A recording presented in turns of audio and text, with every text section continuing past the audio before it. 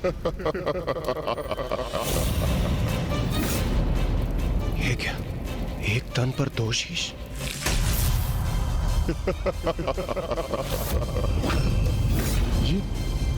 ये कैसा विचित्र दृश्य?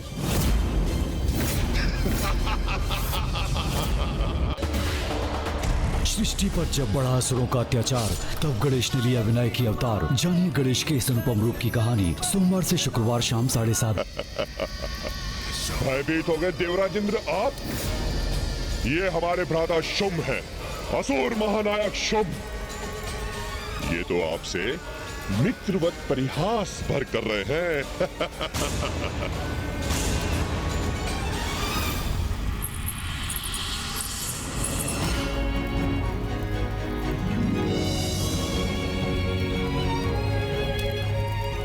जिन्होंने हमारा मन मोह लिया वो भी यहाँ है।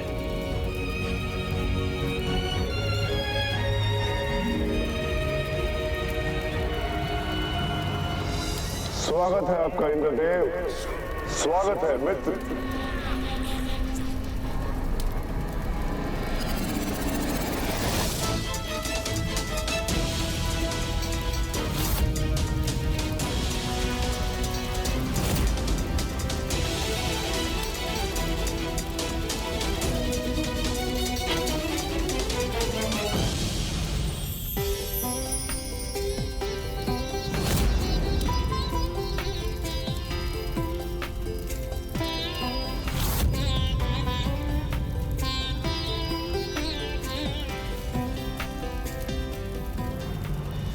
देवराज, आपने हमारी मित्रता स्वीकार करने का और यहां आने का अत्यंत उत्तम निर्णय लिया है।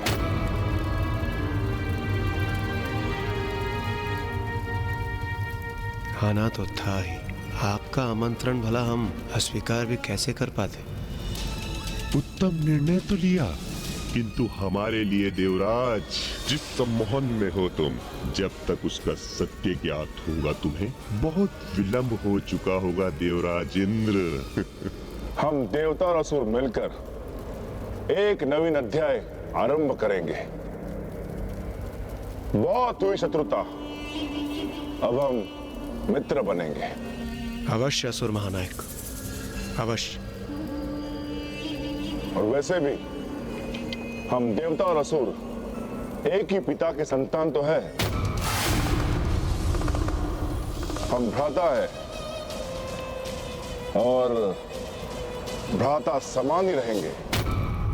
आप उचित कह रहे हैं असुर महानायक, हम बिल्कुल भ्राताओं की तरह ही रहेंगे। आज से हमारा नारा होगा भ्राता भ्राता देवता और असुर, भ्राता भ्राता देवता और असुर, भ्राता भ्राता देवता और असुर।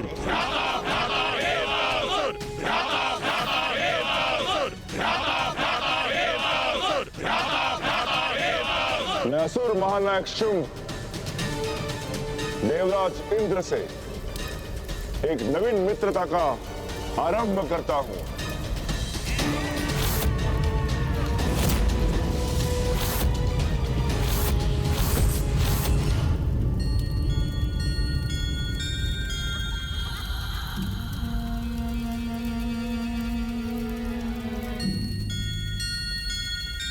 देवराज इंद्र को आपकी मित्रता स्वीकार है।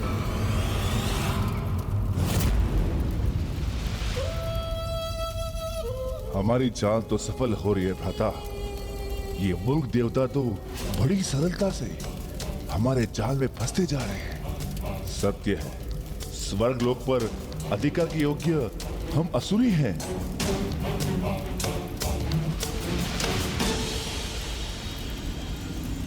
आइए,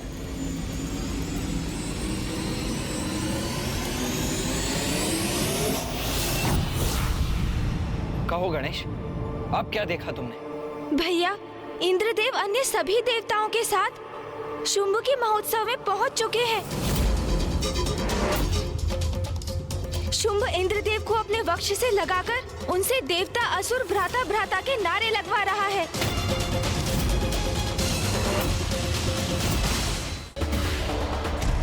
सृष्टि पर जब बढ़ा असुरों का अत्याचार, तब गणेश ने लिया विनायक की अवतार। जानिए गणेश के इस अनुपम रूप की कहानी सोमवार से शुक्रवार शाम। इंद्रदेव ने ये क्या कर दिया?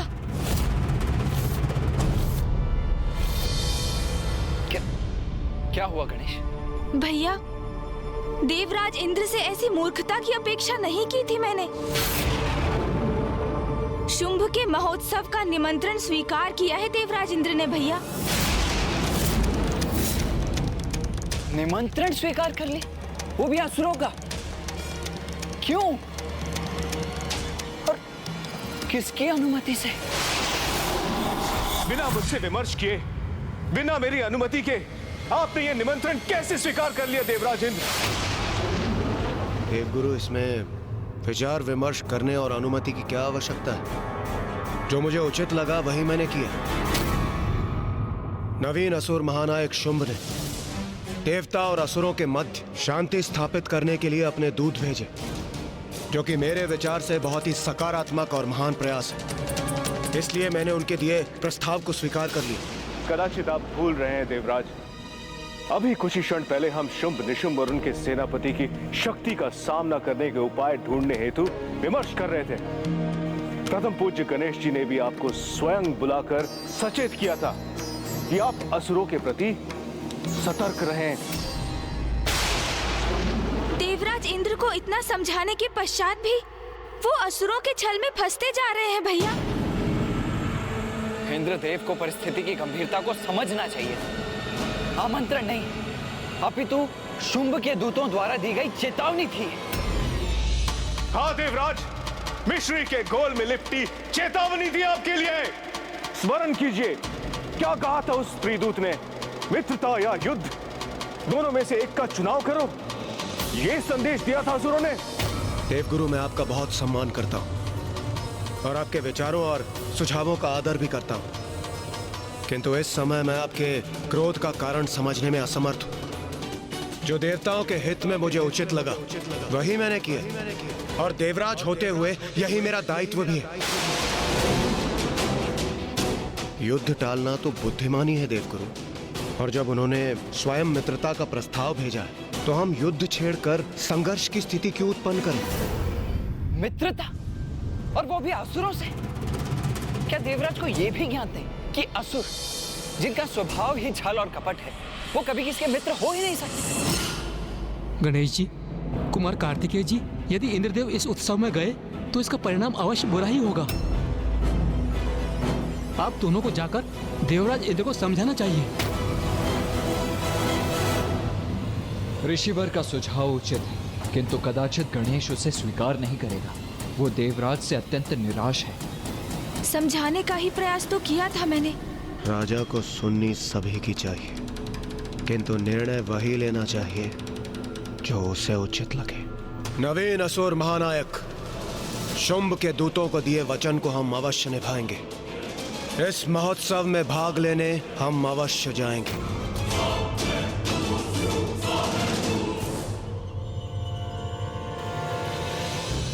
क्षमा कीजिए देवराज इंद्र, यदि यही आपका निर्णय है तो आप जाइए, मैं आपके साथ कदापि नहीं जाऊंगा।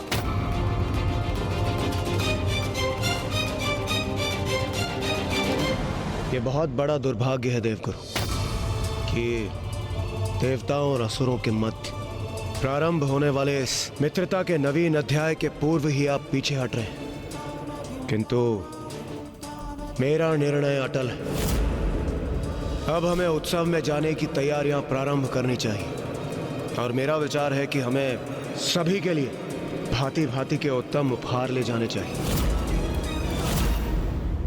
नहीं ऋषिवर, हम इंद्रदेव को रोकने कदापि नहीं जाएंगे,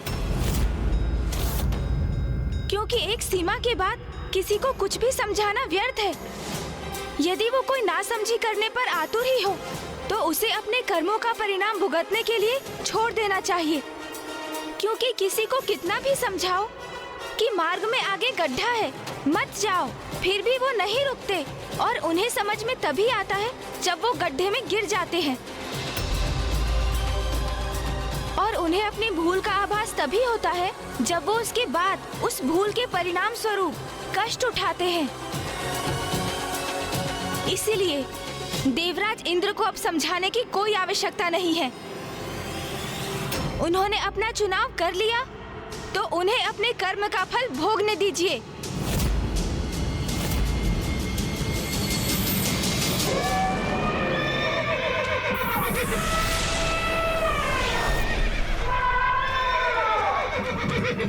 मैं स्वर्णलता हूँ। आपको ज्ञात होता भी तो कैसे देवराज? आप कभी पाताल आने का कष्ट ही नहीं करते। और मैं रजत लता। मैं तरंगिनी हूँ। और मैं कोमलांगी हूँ। इंद्रदेव, वो देखिए, वहां असुर राज शुंभ का राजभवन।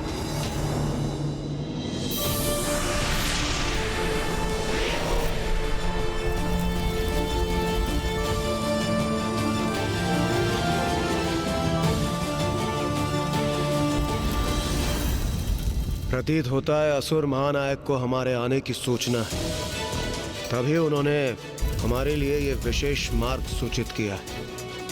हमें इसी पे आगे बढ़ना चाहिए। चलिए देवगण।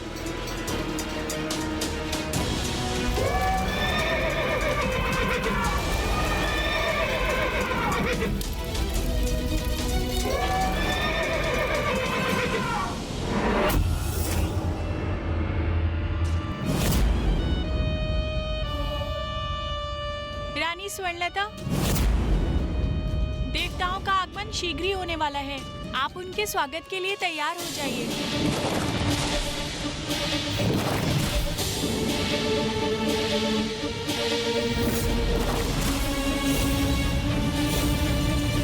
असुर महानायक को हमारा संदेश दे दो कि हम तैयार हैं। हम उन्हें कदापि निराश नहीं करेंगे। देवराज इंद्र, आ तो रहे हो यहाँ, किंतु यहाँ से लौटना कठिन होगा तुम्हारे लिए।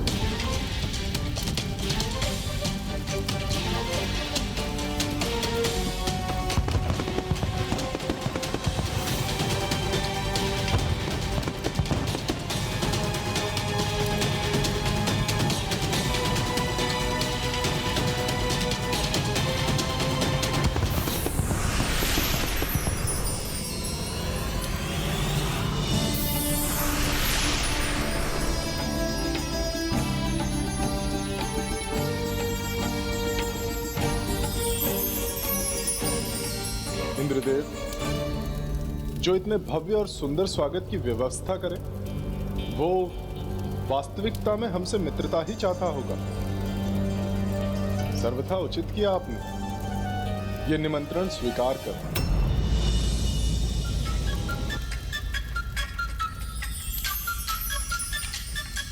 देवराज इंद्र,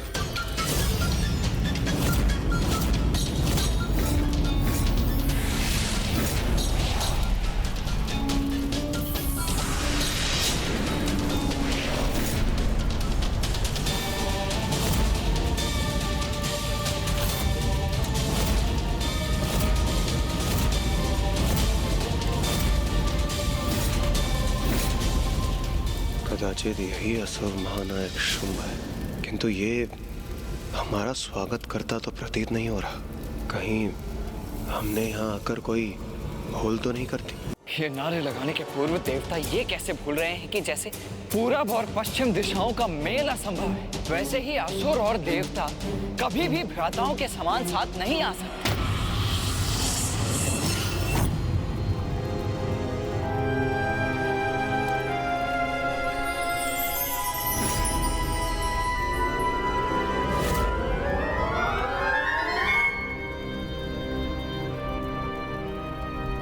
इंद्रदेव, क्या हुआ? रुक क्यों गए आप? कुछ नहीं सूर्यदेव, कुछ नहीं। चलिए आगे बढ़ते हैं। हाँ हाँ चलिए।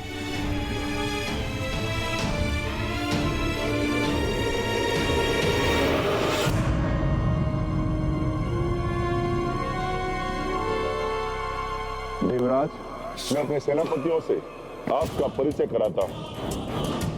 ये है चंड, ये है मुंड, ये है रक्तबीज और ये धूम्रलोचन।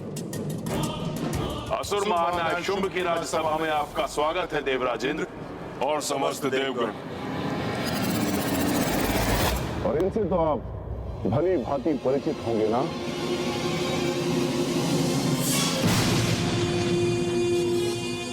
प्रणाम असुर गुरु शुक्राचार्य।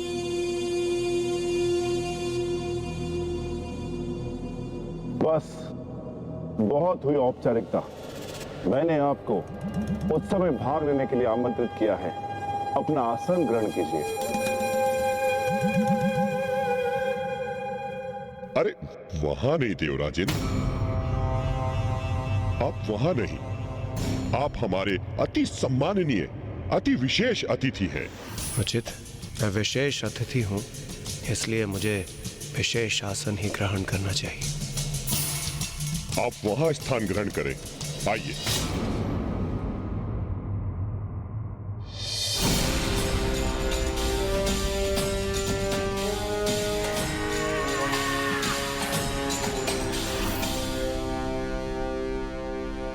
आज का ये उत्सव देवताओं और असुरों की मित्रता का महोत्सव है। हमारे अतिथियों के आनंद में कोई कमी नहीं होनी चाहिए। उत्सव आरंभ हो।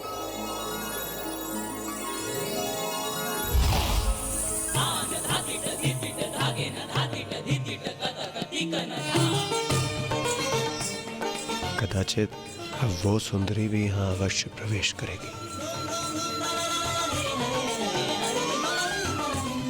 मेरे नेत्र जिसे देखने के लिए लालायित है, क्या वो स्वर्णलता इन्हीं नर्तकियों में से कोई एक है?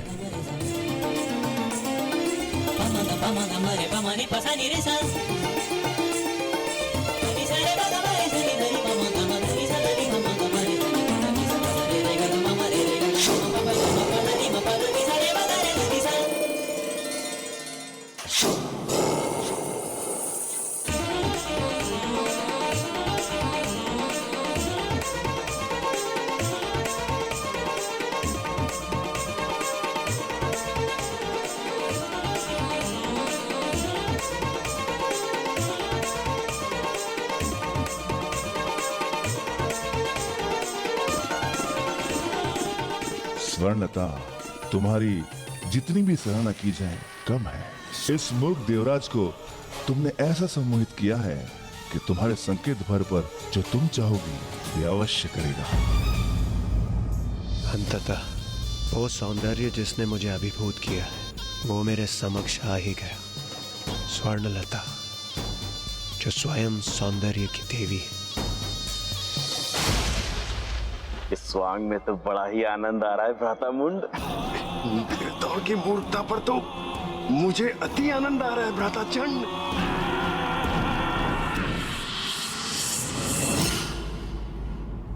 लीजिए इंद्रदेव, हमारी मित्रता का आरंभ इस मधुर पेय के साथ मिलना चाहिए और यही उचित है। असुर महानायक शुंभ, हमारी मित्रता के लिए, संसार में शांति के माधुर्य के विस्तार के लिए, सृष्टि के आनंद के लिए, मैं देवराज इंद्र और सभी देवता इस पेय का पान अवश्य करेंगे।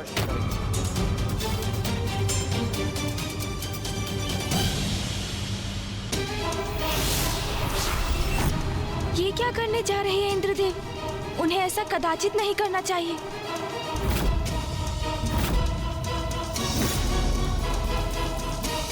आहा, इतने स्वादिष्ट मिष्ठान हैं यहाँ।